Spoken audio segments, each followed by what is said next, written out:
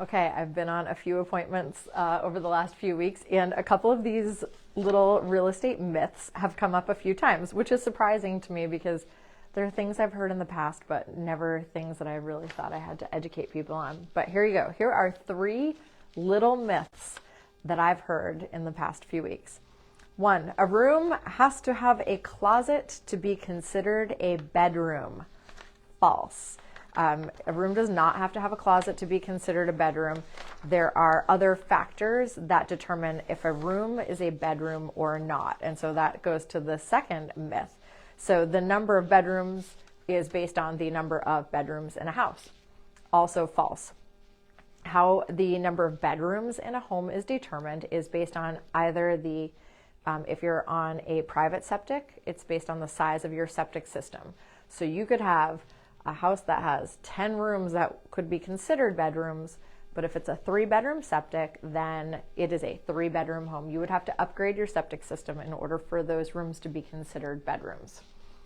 Conversely, if you're on town sewer, then we typically will look at the tax card, but you can always add bedrooms to your house if you're on town sewer because you don't have that private septic system that's going to accommodate it. The town or city, of course, would like to know that you have all of these bedrooms in your house because they would like to tax you on it.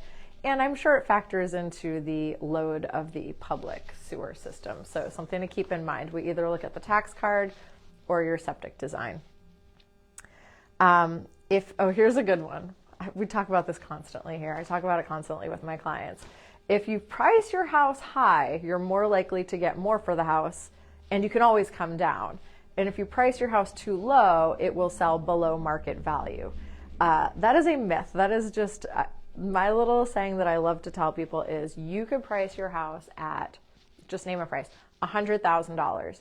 It's going to sell for the market value or very, very close to it. So if, maybe I said that wrong. You can price your house for $1 million, no matter what the value is. And it's always going to fall at that same price. And same thing for pricing too low. But let's say I was selling my house and the market value of it is $500,000. And I'm going to put it on the market, but I want a lot more than that. I'm going to put it on the market and I'm going to put it on for $1 million. Eventually, my house will sell. It will sell for $500,000 or actually probably lower because you wind up kind of chasing the market down when you overprice. But it's going to be a long, arduous, not fun process. Now, if I price my house at $100,000 and it's worth about $500,000, I'm going to get an absolute influx of people, and it would sell. It might even sell for over the market value, over $500,000. So it doesn't really matter if you're pricing it too high or too low. It'll always shake out somewhere where it's supposed to be, where the market value is going to wind up. It's just a matter of how fun your process is going to be, how long your process is going to be. And when you overprice to begin with, you do tend to sell a little bit under market value. When something sits on the market for a long time, buyers start to think, what's wrong with this house? It just becomes a property with a stigma attached to it. So those are my 3 little real estate myths for today. I am off to PT.